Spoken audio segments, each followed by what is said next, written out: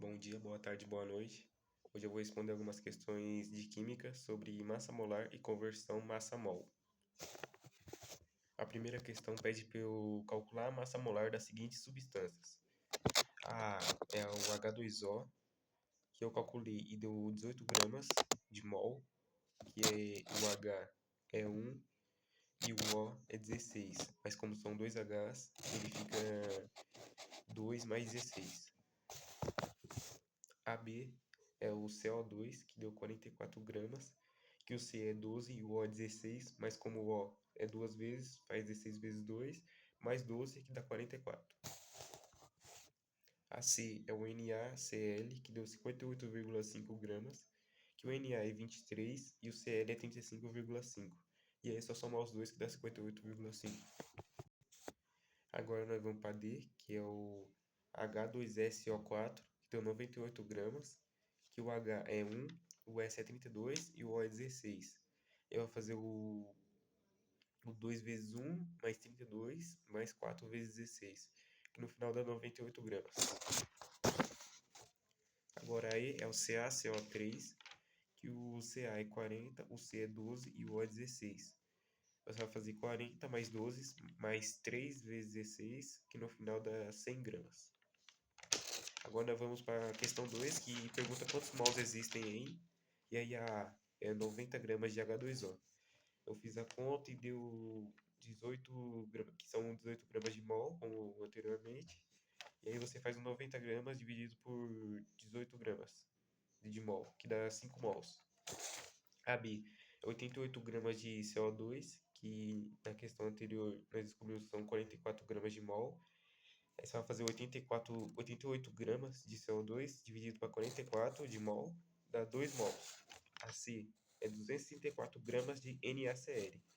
São 58,5 gramas de mol. Aí você vai fazer o 234 dividido por 58,5, que dá 4 mols.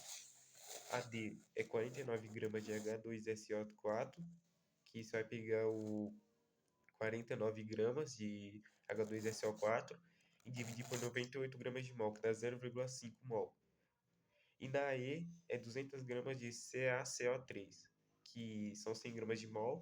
Você vai pegar os 200 gramas dele e vai dividir por 100 gramas de mol, que no final dá 2 mol. A terceira questão é qual é a massa em gramas de na A. São 2 mols de O2, que são, você vai fazer 2 vezes 16, dá 32 gramas de mol. Aí depois você vai pegar 2 vezes 32, que dá 64. A B é 0,5 mols de CH4. Você vai pegar o C, que é 12, e o H é 1. Aí você vai fazer 12 mais 4 vezes 1, que dá 16 mol. E aí no final você vai fazer 0,5 vezes 16, que dá 8 gramas. A C é 3 mols de NaOH. Na é 23, O é 16, H é 1. No final você vai fazer 23 mais 16 mais 1, que dá 40 gramas de mol. E você vai pegar esse 40 e vai multiplicar por 3, que dá 120 gramas. Na D, 1,5 mols de Al2O3. Você vai pegar o Al, que é 27, o O, que é 16. Você vai pegar 2 vezes 27 mais 3 vezes 16, que no final dá 54 mais 48. Vai dar 102 gramas de mol. Aí você vai pegar essas 102 e vai multiplicar por 1,5, dá 153 gramas. Na I, 0,25 gramas, 25 gramas de mol de Fe, que o Fe é 56 gramas de mol, o M é 0, aí a massa vai fazer o 0,25 vezes 56, que dá 14 gramas. Agora eu vou falar cálculos estequiométricos básicos. Instruções que são para cada reação química resolva o problema proposto. Que a reação 1 é combustão do metano, que é CH4 mais 2O2, que é CO2 a grama, mais 2H2O a grama também. Quantos mols de O2 são necessários para reagir completamente com 2 mols de CH4? 1 mol de CH4 é igual a 2 mols de O2. Para 2 mols de CH4, Você vai fazer 2 vezes 2 que dá 4 mols de O2. 4 mols de O2 é o resultado. A outra pergunta é: qual a massa de CO2 produzida a partir de 6 gramas de CH4? Só pegar a massa de CH4, que é igual a 12 mais 4, que é 16 gramas de mol.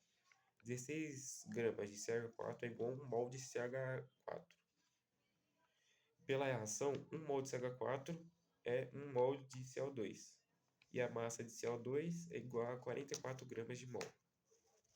Que no resultado final é 44 gramas de CO2.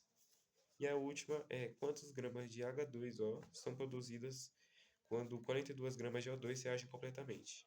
A massa de O2 é igual a 32 gramas de mol e aí você vai fazer 48 dividido por 32, que dá 1,5 mols, e pela reação, 2 mols de O2 é 2 mols de H2O, que é 1,5 mols de O2, que é 1,5 mol de H2O.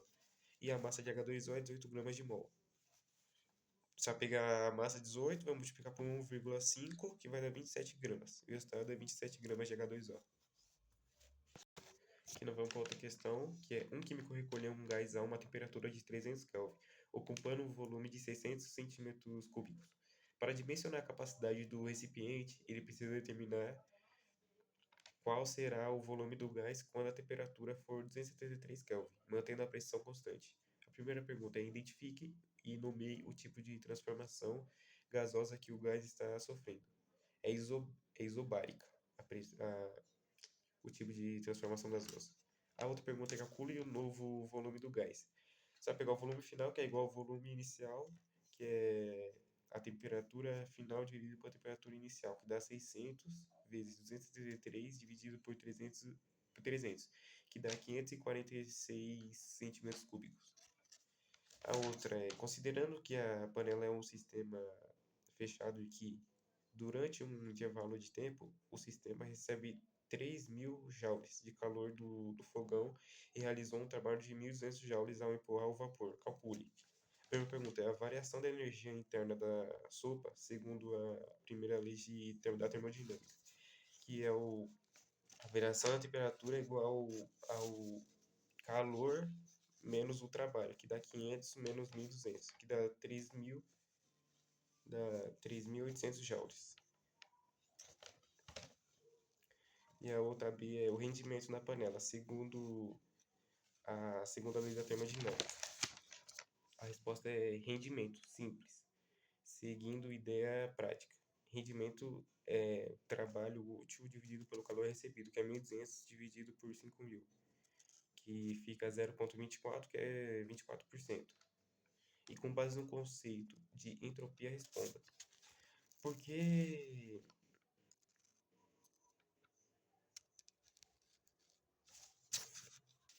travei ali um pouco, mas a pergunta é: por que afirmamos que a energia nunca desaparece, mas mesmo assim se degrada? Explique como este fenômeno se relaciona com o conceito de entropia. A resposta é: a energia é conservada, primeira lei, mas a segunda lei diz que a entropia aumenta. A energia se espalha e parte vira menos utilizada, que o calor disperso. E isso é a degradação energética. A B é: o que significa afirmar que a entropia tende a zero no zero absoluto? Qual lei da termodinâmica explica esse conceito? Significado é que num cristal perfeito de 0K, as partículas estariam em um único estado ordenado, que a entropia é parecida com zero. E a lei é o terceiro princípio da termodinâmica. A 5 é: durante uma feira de ciências, um grupo de alunos decidiu observar diversos materiais no microscópio escolar: um fio de cabelo humano, uma amostra de água de poça e um pedaço de casca de cebola. E eles ficaram impressionados ao ver pequenas estruturas delimitadas por membranas e algumas com movimentos no interior, mas perceberam que o microscópio óptico não permitia observar detalhes muito pequenos, como organelas específicas. A pergunta é: qual foi o papel do microscópio no desenvolvimento da teoria celular? O microscópio permitiu ver e descrever células, pequenas estruturas delimitadas por membranas.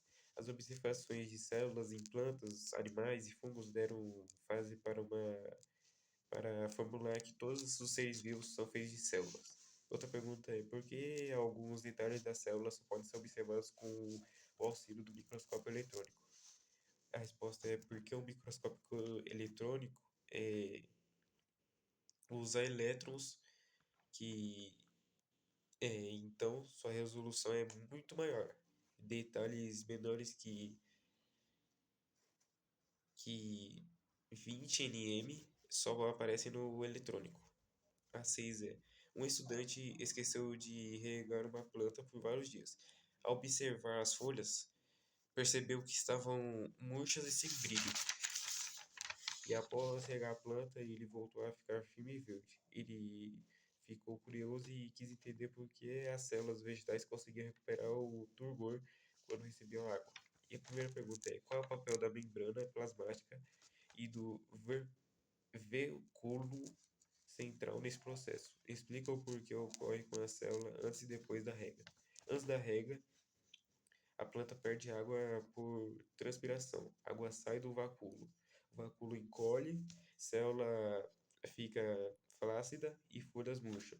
Durante ou depois da régua, a água entra por osmose através da membrana plasmática para o vacúolo enche, a pressão de turgor aumenta e empurra a parede celular.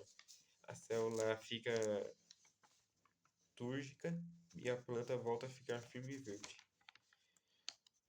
O papel é a membrana regula a entrada e saída de água. O vacúolo armazena a água e gera pressão de turgor que sustenta a célula. A 7 é: durante uma infecção viral, o vírus invade uma célula humana e utiliza a estrutura interna da célula hospedeira para produzir suas próprias proteínas. Após alguns dias, as células se rompem, liberando novos vírus. Quais organelas da célula humana o vírus utilizou para se reproduzir? Explique como isso mostra a dependência dos vírus das células hospedeiras.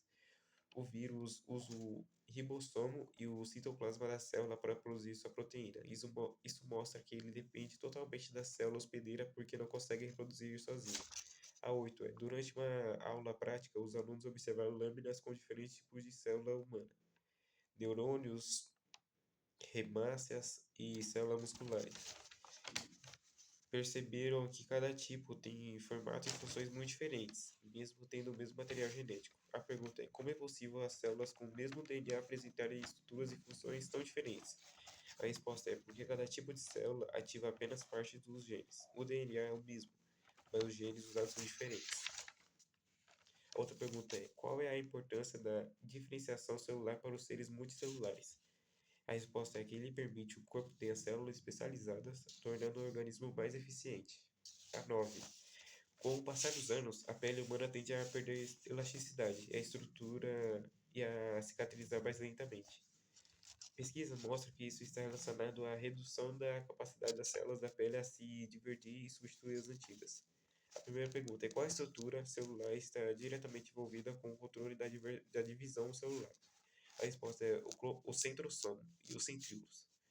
E a estrutura mais ligada ao controle a estrutura mais ligada ao controle da divisão celular, ao produzir menos células novas.